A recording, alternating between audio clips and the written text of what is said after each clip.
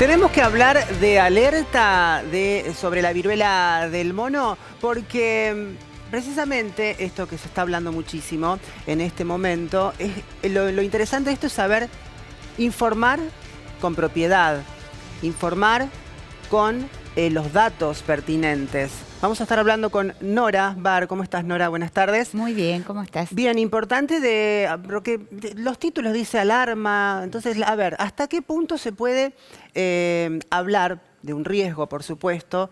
Pero hay mucha desinformación al respecto, como también hay información. Lo importante es clarificar e incluso correr prejuicios también, ¿no? Vamos a estar hablando de todo un poco de eso. Como ocurre siempre con estas patologías poco conocidas, no desconocidas, porque a diferencia de COVID, producida por un nuevo coronavirus, esta es una enfermedad que se conoce desde 1958. Fue la primera detección en un grupo de monos criados para investigación. Una presentación similar a la viruela humana, pero diferente. Por eso se le llama la viruela del simio. Claro. Después de eso, en 1970, se detectó el primer caso en un chico humano, en un chico de 9 años, en el Congo.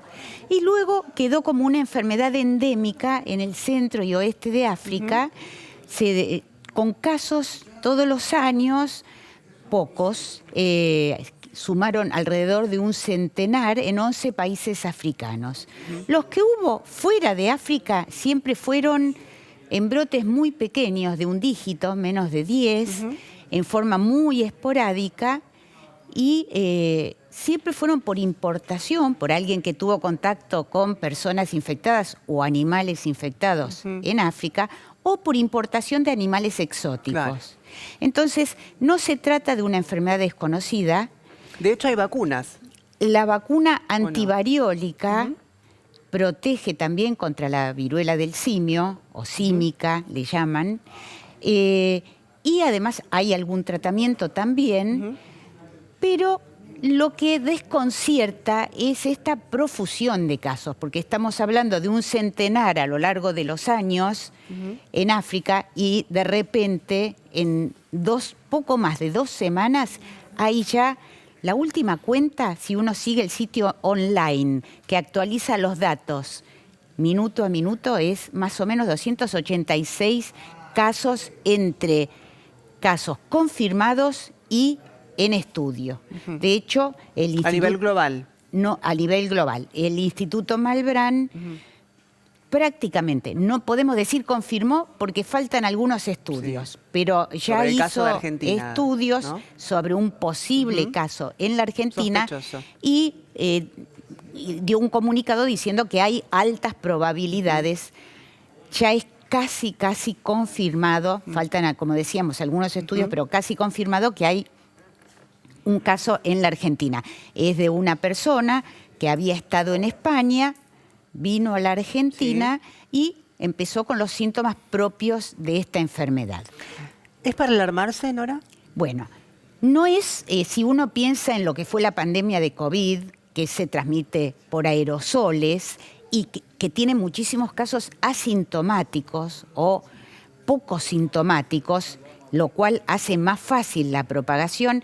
Esta es una situación muy diferente. Se necesita contacto íntimo, prolongado con la persona, se transmite por gotitas, por expectoración, por fluidos corporales como las lágrimas, la saliva, por contacto estrecho, y por eso se piensa, entre las hipótesis que hay, como uno de los focos de la transmisión de estos brotes se da en España, que tal vez el origen de este episodio, con tantos pacientes que tienen viruela del simio o del mono, fue una fiesta en Canarias a la que concurrieron 80.000 personas y se realizó el 5 de mayo. El 5 de mayo se hizo esta gran celebración y resulta que el 7 de mayo se presentó el primer caso en el Reino Unido. Desde entonces se van sumando casos y se espera que sigan apareciendo. Pero por ahora los especialistas descartan la posibilidad de una pandemia o de una epidemia del tipo COVID, porque la transmisión no es tan fácil. Y se están barajando hipótesis. ¿Por qué aparecen estos casos así de repente, tantos casos?